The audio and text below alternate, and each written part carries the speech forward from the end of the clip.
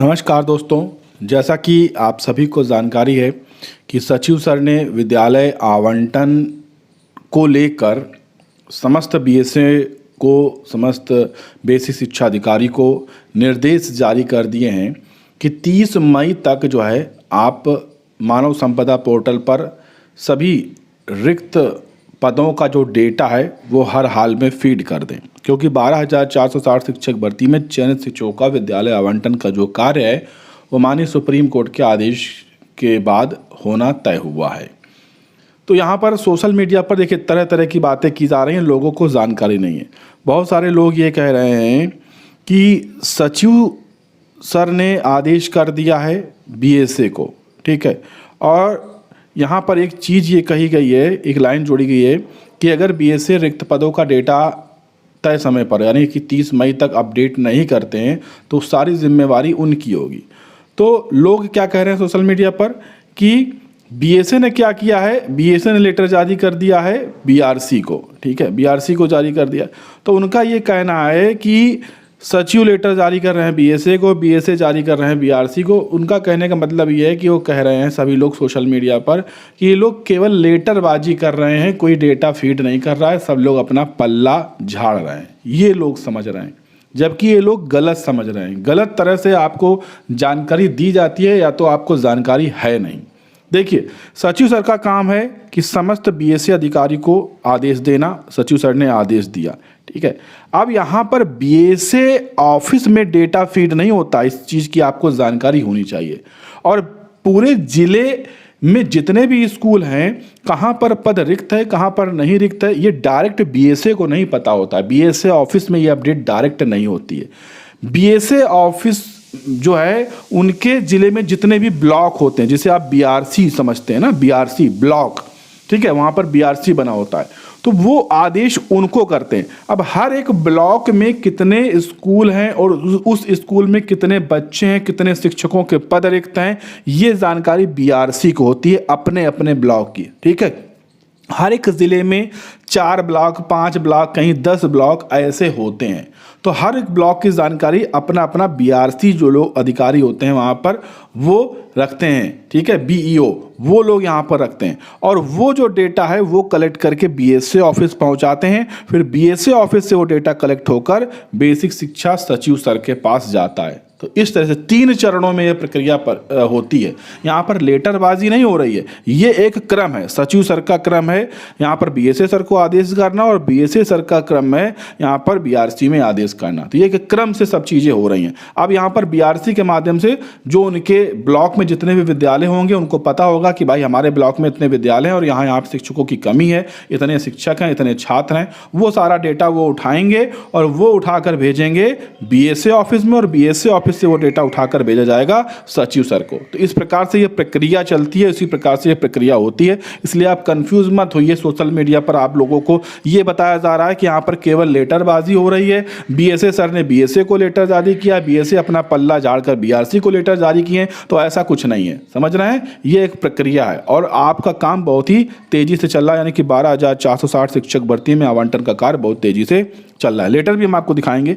1154 शिक्षकों को जून में विद्यालय आवंटित कर दिया जाएगा। ये सीतापुर के समाचार पत्र के माध्यम से अपडेट आई है।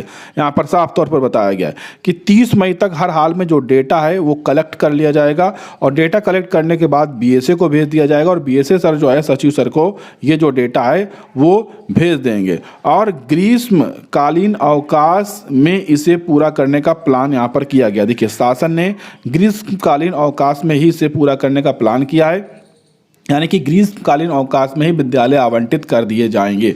और उसके बाद जैसे ही 18 को विद्यालय खुलेंगे सभी शिक्षक अपने अपने विद्यालय में जा सकेंगे। और इसके लिए यहाँ पर देखिए, विद्यालय आवंटन में किसी प्रकार की कोई दिक्कत ना हो, इसके लिए जो वहाँ के बीएसए हैं सीतापुर के अखिलेश प्रताप सिंह जी, उनके माध्यम से कहा गया है कि शासन के निर्देश के मुताबिक मानव संपदा पोर्टल अपडेट किया जाएगा। उसके बाद विद्यालय आवंटन की तिथि घोषित होते ही कार्यवाही आगे बढ़ाई जाएगी। साफ शब्दों में उनका यहाँ पर बयान भी आया है। तो कुल मिलाकर कार्य 12,460 शिक्षक भर्ती में आवंटन को लेकर तेजी से चल रहा है।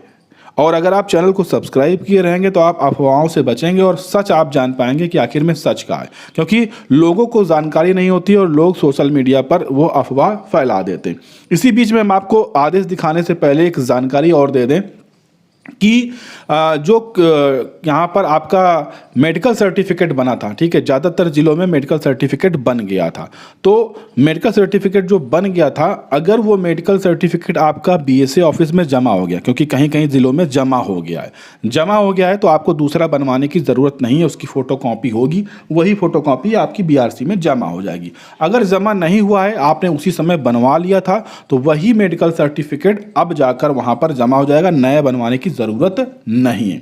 अगर आपने उस समय मेडिकल सर्टिफिकेट नहीं बनवाया था या आपके बीएसए में नहीं मांगा गया था, तो आप जिस दिन भी आप जाएंगे उससे एक दिन पहले पहुंचकर आप अपना मेडिकल सर्टिफिकेट बनवा लीजिएगा और जमा कर दीजिएगा। कोई दिक्कत नहीं होने वाली है यहाँ पर।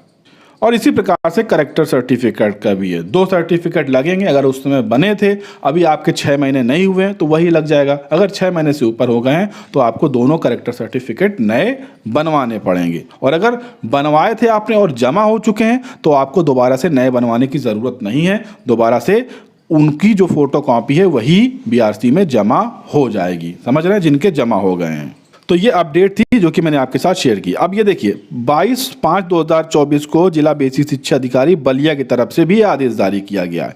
अब ये जो आदेश है वहाँ के समस्त खंड शिक्षा अधिकारी के लिए जारी किया गया, यानी कि बीईओ बीआरसी के लिए जारी किया गया है। क्योंकि जो डेटा है, रिक्त पदों का डेटा है, वो अब खंड शिक्षा अधिकारी ही एकत्रित करेंगे अपने अपने ब्लॉक का। ठीक है, हर एक जिले में कई सारे खंड शिक्षा अधिकारी होते हैं। तो अब जो अपने खंड शिक्षा अधिकारी हैं वो अपने अपने ब्लॉक के जितने भी विद्यालय होंगे रिक्त पदों का डेटा एकत्रित करेंगे और भेजेंगे किसको? बेसिक शिक्षा अधिकारी को। और फिर बेसिक शिक्षा अधिकारी उस डेटा को मानव संपदा पोर्टल पर अपडेट कर देंगे और वो सचिव सर के पास पहुंच जाएगा और उसके बाद आवंटन की प्रक्रिया पूर्ण होगी। तो इस पूरे लेटर में यही चीज़ यहाँ पर कहा गया है कि 12,460 सहायक अध्यापक भर्ती प्रक्रिया में जो अंतर्गत चयनित अभ्यर्थी हैं उनका ऑनलाइन विद्यालय आवंटन जो है वो कार्य होना है। और इसी के लिए यहाँ पर आपके जो ब्लॉक में जितने भी विद्यालय हैं उन विद्यालयों में जो कार्यरत शिक्षक हैं, छात्र छात्रा कितने हैं, शिक्षा मित्र कितने हैं, अनुदेशक कितने हैं, ये सभी जो विवरण है वो हर हाल में आप 30 तारीख तक जो है वो अपडेट कर दीजिए, मानव संपदा पोर्टल पर अपडेट कर दीजिए। ठीक है, यहाँ पर कुछ और महत्वपूर्ण पॉइंट भी कहे गए हैं जो कि सचिव सर ने कहे हैं, जैसे कि विद्यालय का नाम, विकास खंड का नाम क्या है, यूडाइस कोड क्या है, विद्यालय का प्रकार कैसा है, ग्रामीण है कि नगरीय है। ठीक है, विद्यालय में नामांकित छात्रों की संख्या कितनी है, सहायक अध्यापक कितने हैं, प्रधानाध्यापक कितने हैं, शिक्षा मित्र कितने हैं, अनुदेशक कितने हैं, विद्यालय आपका बंद है या एकल है, ये विवरण जरूर अपडेट करिए। ठीक है, विद्यालय में कार्यरत शिक्षकों के पद नाम क्या हैं, कैडर क्या है, ये भी सब चीज़ें वहाँ पर अंकित करिए। और कुछ महत्वपूर्ण पॉइंट्स भी दिए गए हैं। ठीक है, और यहाँ पर इसीलिए यहाँ पर क्योंकि अंतिम जो अपडेट होता है वो खंड शिक्षा अधिकारी के माध्यम से होता है, इसलिए बीएसए सर के माध्यम से यहाँ पर इस चीज़ को मेंशन किया गया है कि अगर आप इसे तय समय पर यानी कि 30 तारीख तक अपडेट नहीं करते हैं तो सारी जिम्मेवारी आपकी होगी और आपके ऊपर ही जो भी चीज़ें होंगी जो वो कार्रवाई यहाँ पर होंगी। देखिए, संपूर्ण उत्तरदायित्व तो स्वयं आपका होगा अगर आप 30 तारीख तक ये कार्य नहीं करते। तो ऐसे जो लेटर हैं वो सभी जिलों के माध्यम से, सभी जिले के बेसिक शिक्षा अधिकारियों के माध्यम से समस्त खंड शिक्षा अधिकारियों को ये लेटर जारी कर दिए गए और कार्यवाही जो है शुरू हो चुकी है। तो आगे भी ऐसी अपडेट पाने के लिए आप चैनल के साथ जुड़े रहिएगा। धन्यवाद।